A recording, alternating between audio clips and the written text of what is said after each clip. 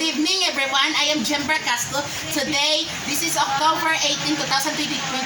Today, I will be fast talk by Tita Queen Venegas. And what's your name? Your name? Your name? Jeremy. Okay. Ready? Please share this video that Tita Queen Venegas and her husband will be fast talk today. Okay, ready? Okay, Ready? Your timer starts now. Okay.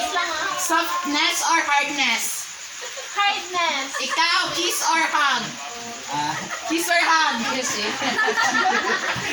or, come on, text or call? Call. Okay. Community or best therapy? Best therapy. Ikaw, peace or silence? Silence. Dogs or cats? Dog. Honesty or policy? Policy. Honesty or policy? Honesty. Ano gusto mo, si Senator Amy Marcos or si Camille Villar? Rosemary or Sampaguita? Sampaguita. What's your husband most annoying habit? Ang most ang habit? Amen. Pass na, Mare. Okay. Pasok. Okay. Who takes longer in the bathroom, you or him? Him. Wow.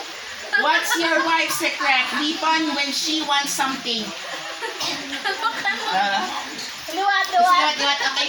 What's your wife's secret weapon when she wants something? Pas lamang red. Favorite animals? Ano gusto mo animals? Favorite animals? Dog. Favorite food? Favorite food? Spaghetti. Come on, favorite pets?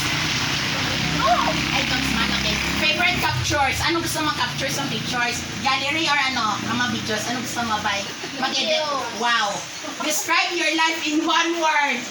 Pass. Oh, hindi. Gusto mo ba maging masaya? Yes. Huling beses ka nagbakasyon? September. Favorite song? My one and only. Wow. Lights on or lights off? Lights off. Flowers or chocolates? Flowers. Best time for smile or sex? Yes or no? Trust. Okay. O consider. Yes or no? Trust and love matter. Yes or no?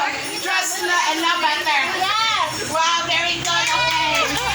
Bye-bye. See you on the next episode.